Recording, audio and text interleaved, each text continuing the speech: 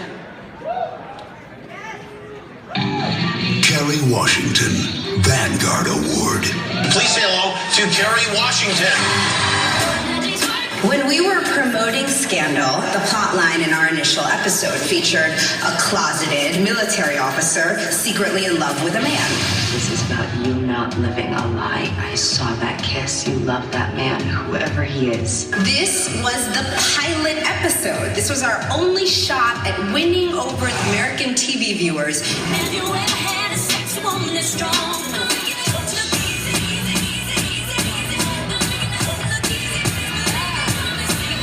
Doing, You've given the privilege of embodying a transgender person, and I felt an enormous sense of responsibility. This has been incredibly enlightening to me in terms of the transgender community and transgender identity. So we have to fight for human rights for all people. I noticed we're both in purple today, so that's for Spirit Day, anti-bullying, and then this is our whole crew. The other side wants to take our voices away and render us invisible. But we are not invisible. We must ensure that we the people includes all Americans regardless of race, class, gender, and sexual orientation. Do you remember when we were in college and we both said that we wanted to be settled down by the time we were 31? Well, I turn 31 next month. I meant together. Well, that wouldn't have worked, and you know it.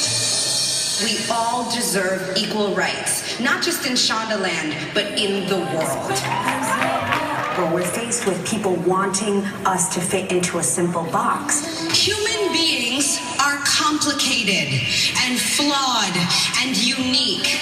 We must also work to ensure that the stories we tell, the movies we make, the television we produce, the theater we stage, the novels we publish are inclusive in all those same ways. We are all human beings navigating the challenges of life and love as best we can.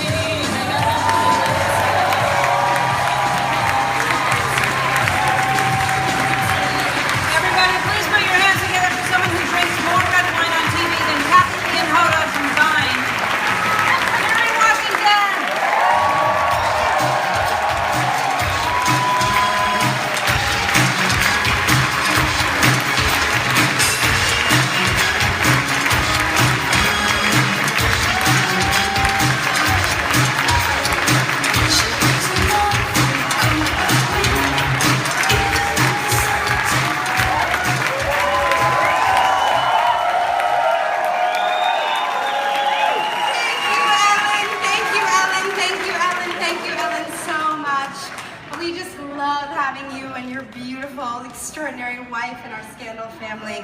It's a good night for Shondaland up in here. Good. So forgive me, I thought I was gonna have a podium, so I'm gonna do this the best I can with that one. Okay. I am truly honored to be here and to be receiving this award. When I was told that I was gonna get an award for being an ally to GLAAD, it got me thinking.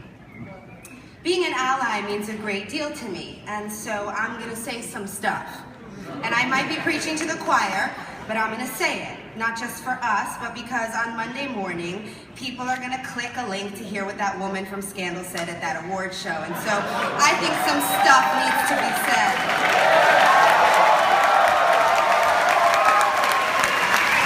There are people in this world who have the full rights of citizenship in our communities, our countries, and around the world.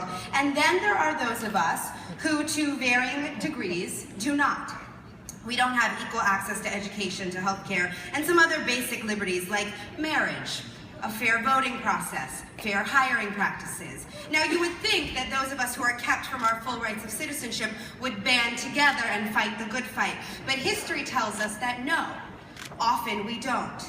Women, poor people, people of color, people with disabilities, immigrants, gay men, lesbians, bisexuals, trans people, intersex people. We have been pitted against each other and made to feel like there are limited seats at the table for those of us who fall into the category of other. As a result, we have become afraid of one another. We compete with one another. We judge one another. Sometimes we betray one another. Sometimes even within our own communities, we designate who among us is best suited to represent us and who really shouldn't even be invited to the party. As others, we are taught that to be successful, we must reject those other others, or we will never belong. I know part of why I'm getting this award is because I play characters that belong to segments of society that are often pushed to the margins. Now, as a woman and as a person of color, I don't always have a choice about that. But I've also made the choice to participate in storytelling about members of the LGBT community. I've made the choice to play a lot of different kinds of people in a lot of different kinds of situations. In my career, I've not been afraid of inhabiting characters who are judged and who are misunderstood and who have not been granted full rights of citizenship as human beings. But here's the great irony. I don't decide to play the characters I play as a political choice. Yet the characters I play often do become political statements. Because having your story told as a woman, as a person of color, as a lesbian, or as a trans person, or as any member of any disenfranchised community is sadly often still a radical idea. There is so much power in storytelling, and there is enormous power in inclusive storytelling, in inclusive representation. That is why the work of GLAAD is so important. We need more LGBT representation in the media. We need more LGBT characters and more LGBT storytelling. We need more diverse LGBT representation. And by that, I mean lots of different kinds of LGBT people living all different kinds of lives. And this is big. We need more employment of LGBT people in front of and behind the camera.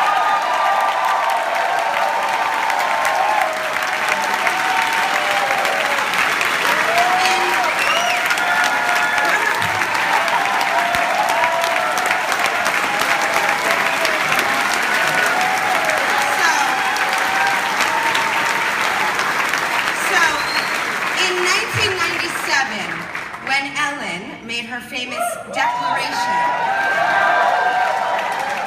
It took place in an America where the Defense of Marriage Act had just passed months earlier, and civil unions were not yet legal in any state.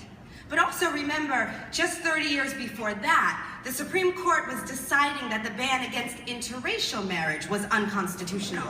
Up until then, heterosexual people of different races couldn't marry who they wanted to marry either.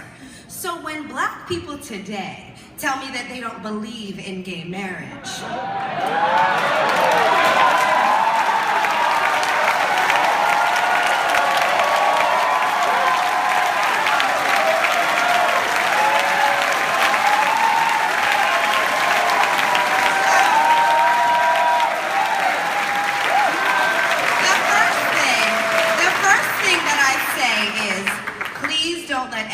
try to get you to vote against your own best interest by feeding you messages of hate.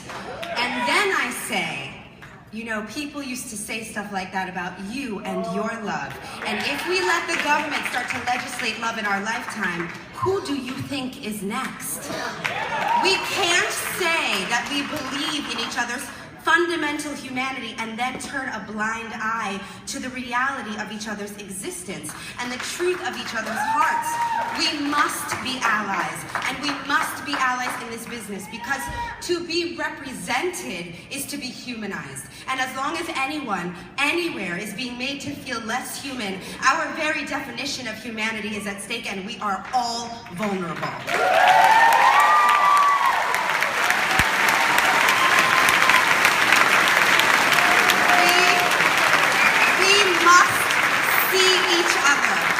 All of us, and we must see ourselves, all of us. us. And we have to continue to be bold and break new ground until that is just how it is. Until we are no longer firsts and exceptions and rare and unique. In the real world, being an other is the norm. In the real world, the only norm is uniqueness, and our media must reflect that.